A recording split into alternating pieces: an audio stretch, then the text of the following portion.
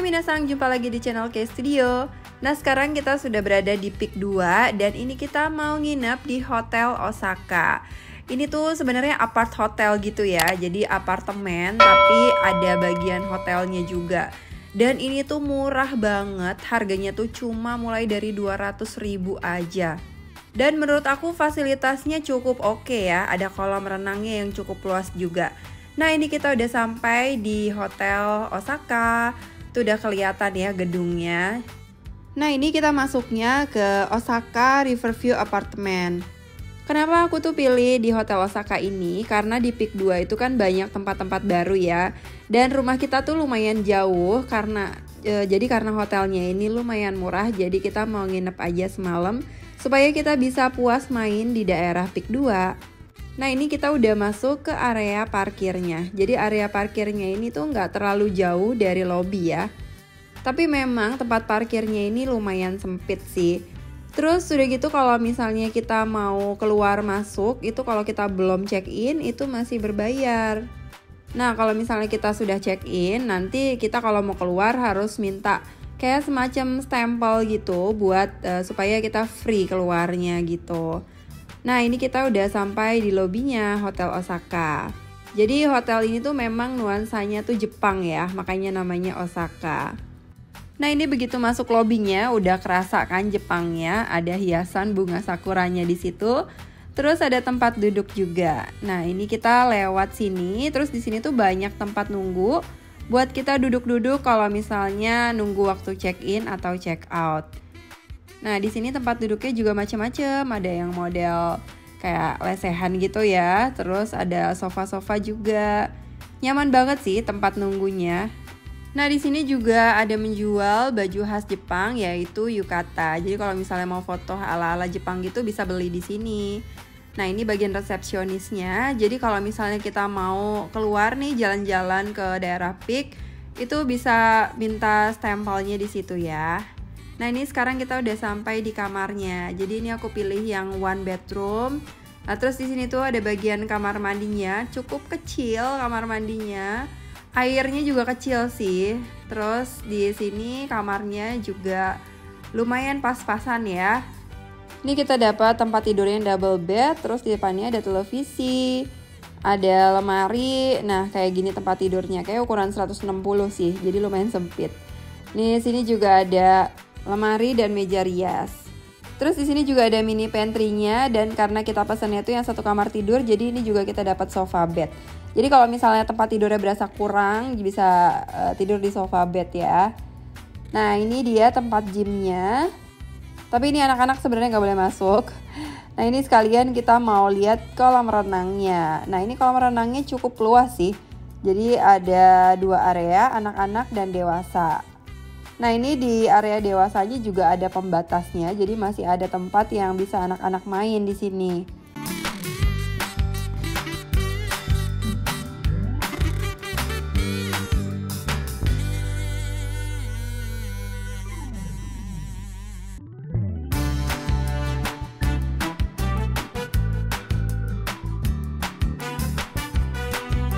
Nah selain gym dan kolam renang, di sini juga ada lapangan tenis outdoor. Ini lokasinya sebelahan sama tempat parkir ya. Terus di sini juga ada beberapa permainan untuk anak-anak. Nah kayak gini anak-anak bisa main perosotan, terus kayak kuda-kudaan gitu. Nah di sini juga ada tamannya. Tamannya tuh dibikin ala-ala Jepang gitu. Jadi ada kayak jembatan khas Jepang gitu. Terus ada bunga sakuranya, lucu sih. Terus untuk restonya ini namanya Osaka Ramen. Ini tempat kita buat sarapan nanti. Selain itu di sini juga ada Indomaret. Jadi kalau misalnya kita butuh cemilan bisa langsung turun aja ke bawah. Nah tadi pas perjalanan kita ke hotel kita ngelihat superhero ini. Jadi ini tuh bentuknya mirip banget kayak Don Quixote supermarket yang ada di Jepang. Nah jadi kita penasaran banget pengen lihat-lihat ada apa aja di sini. Dan ternyata di sini memang banyak banget makanan-makanan import ya. Tapi bukan cuma dari Jepang aja, banyak dari negara lain juga. Nah jadi kalau misalnya mau cari makanan-makanan import, itu bisa ke superhero ini. Nah contohnya kayak gini, ada banyak banget mie instan Korea. kayak samyang gitu ya. Terus banyak mie instan lainnya juga, ada ramen. Nah, terus di sini ada tteokbokki. Habis itu di sini juga ada abon-abon kayak bumbu nasi goreng Jepang gitu. Pokoknya ini banyak banget sih jenis makanannya.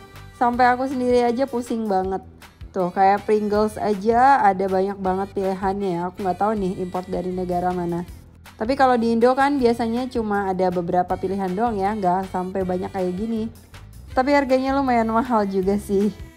Terus ada roti sandwich buah-buahan, ini kelihatannya menggiurkan sekali ya. Tuh ada yang strawberry juga. Terus ada kue-kue juga yang kayak biasa aku lihat di Lawson Jepang gitu. Bolu-bolu dalamnya kayak krim gitu. Terus ini juga ada frozenan corn dog. Pokoknya enak banget deh semuanya kelihatannya.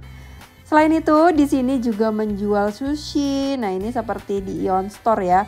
Jadi ada kayak fresh sushi gitu. Terus juga ada berbagai macam pilihan oden. Nah, ini bisa dilihat. Jadi ini kita tinggal ambil terus nanti bayar di kasir. Terus gorengan-gorengannya juga ini kelihatan enak-enak banget ya semuanya. Ini bisa jadi pilihan juga sih kalau misalnya mau makan, bingung mau makan di mana, bisa jadiin pilihan. Aku juga waktu itu 2 kali makan di Superhero ini. Terus di sini juga ada takoyaki, tuh mirip banget kan kayak di Ion Store. Terus ada nasi-nasi bentonya juga, tuh banyak banget pilihan makanannya. Untuk harganya sih ini masih lumayan terjangkau dibanding resto yang ada di Peak ya. Resto di Peak tuh kan lumayan mahal-mahal soalnya. Nah, ini pilihan rice bowl-nya, banyak banget pilihannya.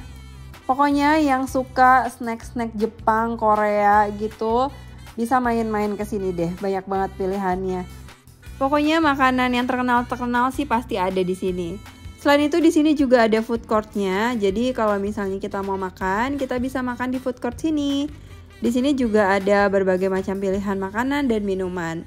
Nah, waktu itu kita juga pilih makan di sini. Nah, waktu itu aku pilih makan tom yum. Tuh, kelihatan menggoda banget gak sih? Ini enak banget sih. Nah, habis dari situ kita sekarang mau main-main ke Aloha. Kalau siang-siang tuh kesini kan panas banget ya, jadi kita malam-malam aja kesininya. Nah, ini kita mau lihat-lihat suasana laut yang ada di Aloha. Tuh di sini tuh rame banget ya, tuh udah ada icon baru kayak cewek Hawaii gitu ya, di sini gede banget. Nah, habis itu paginya kita ke Lady of Akita. Lokasinya tuh deket banget sama Hotel Osaka. Jadi untuk umat Katolik yang mau ngelihat patung Bunda Maria meneteskan air mata, nggak perlu jauh-jauh ke Jepang karena ada replikanya di sini. Nah, ini tuh sebenarnya bukanya dari jam 10 pagi sampai jam 10 malam. Jadi pas kita kesini tuh kan masih pagi banget. Jadi sebenarnya belum buka. Jadi kita cuma jalan-jalan di sekitar tamannya aja. Tapi sebenarnya Taman Doa Our Lady of Akita ini tidak hanya untuk rumah ibadah ya, tapi juga bisa sebagai wisata religi. Jadi semua orang boleh datang ke sini.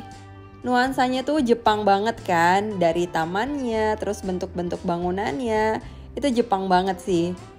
Katanya juga patung Bunda Maria yang meneteskan air mata dan Santo Yosef itu langsung didatangkan dari Jepang loh. Jadi sebenarnya Taman Doa Our Lady of Akita itu untuk mengenang peristiwa ilahi patung Bunda Maria yang meneteskan air mata 101 kali. Terus juga untuk meneladani kerendahan hati dan ketaatan Bunda Maria melaksanakan kehendak Tuhan. Nah, habis jalan-jalan sekarang kita mau makan. Jadi ini kan kita dapat sarapan ya. Sarapannya itu di restoran Osaka Ramen yang kemarin udah kita tunjukin videonya juga. Nah, untuk sarapannya sih sebenarnya pilihannya nggak terlalu banyak ya. Karena ya memang harganya murah sih. Tetap ada makanan khas Jepangnya seperti ramen dan sushi. Tapi ya nggak bisa terlalu diharapkan juga sih sebenarnya. Ya udah kita makan aja seadanya nih. Tapi kalau dibandingkan dengan harga kamarnya yang murah meriah, jadi ini lumayan lah ya, masih dapat sarapan. Untuk suasana di restonya juga cukup nyaman. Selain indoor, di sini juga ada area outdoornya nih kayak gini, jadi kita bisa langsung menghadap ke taman. Terus sebelum pulang, ini kita masih sempetin juga ke Taman Doa Hati Tersuci Maria. Nah, kalau ini lokasinya berada di komplek ruko-ruko La Riviera Peak 2. Jadi agak nyempil nih, agak susah nyarinya. Nah, begitu masuk, kita langsung disambut dengan patung Bunda Maria dan juga Santo Gregorius Agung yang selalu mendoakan supaya menjadi orang pintar, penuh belas kasih, dan memperhatikan orang yang berkekurangan. Nah, di sini kita bisa merenungkan kembali masa-masa terakhir penderitaan Yesus, yaitu perjuangan untuk menebus dosa manusia. Yesus selalu mengingatkan jangan takut dalam keadaan sesulit apapun juga, melainkan tetap percaya kepadanya. Hal itu ditunjukkan Yesus dengan berbagai mujizat, yaitu Yesus berjalan di atas air, mujizat 5 roti dan 2 ikan, dan peristiwa dalam perkawinan Kana. Pada perkawinan itu diceritakan tuan rumah kekurangan anggur, dan Tuhan Yesus membuat mujizat merubah air menjadi anggur. Dan di sini kita juga diingatkan untuk selalu berbagi kasih kepada sesama yang membutuhkan. Oke minasang, terima kasih sudah nonton video ini dari awal sampai akhir. Sampai jumpa di video berikutnya.